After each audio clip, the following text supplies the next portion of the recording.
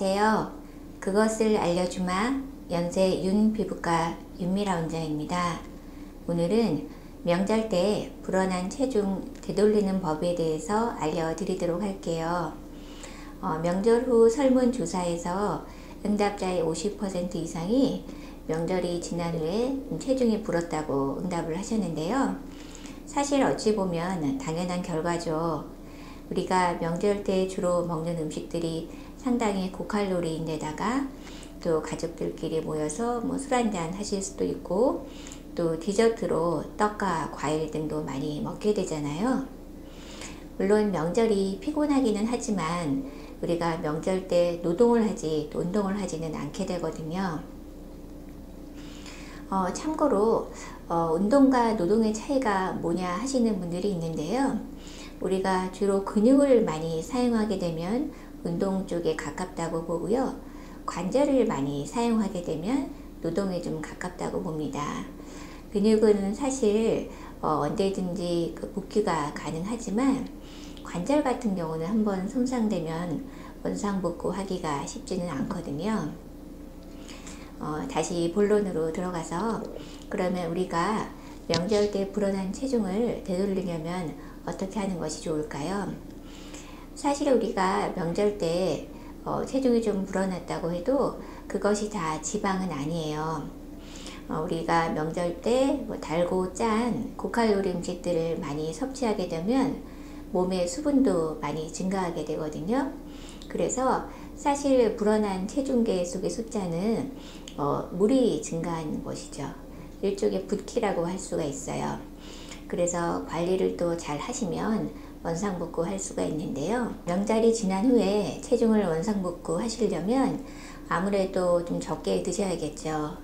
명절 때 많이 먹어서 축적해 놓은 칼로리가 있으니까 좀 적게 드셔야 되는데 적게 드실 경우에는 일단 탄수화물을 줄이는 것이 좋습니다. 우리가 하루에 탄수화물 양을 50g 정도로 제한한다고 할 때는요.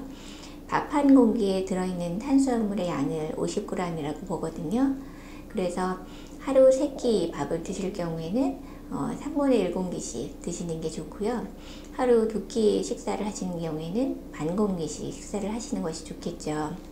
그리고 쌀가루, 밀가루, 설탕, 과당 등 단순 탄수화물의 섭취는 아예 중단하시는 것이 좋습니다.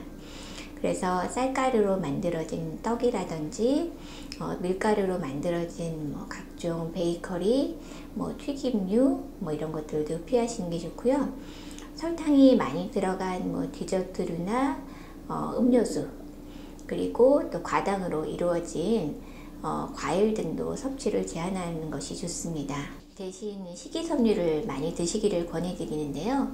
식이섬유도 물론 탄수화물이긴 하지만 이 식이섬유는 흡수가 되지 않기 때문에 살이 찌지 않고 포만감을 주기 때문에 다이어트 할 때는 많이들 섭취하시잖아요. 그래서 양배추 같은 식이섬유를 많이 드시는 것을 권해드리고요. 그리고 평상시보다 조금 더 많이 움직이시는 것이 좋겠죠. 운동을 꾸준히 해오신 분이라면 평상시보다 운동의 강도나 시간을 좀 더 늘리시는 것이 하나의 방법이 되실 수가 있고요. 또 나는 운동할 시간이 없다 하시는 분들은 아무래도 자가용을 이용한다기보다는 대중교통을 이용한다든지 해서 몸을 더 많이 움직여야 되는 환경을 만드시는 것이 좋을 것 같습니다. 우리 몸은 항상성을 유지하려는 그런 특징이 있는데요.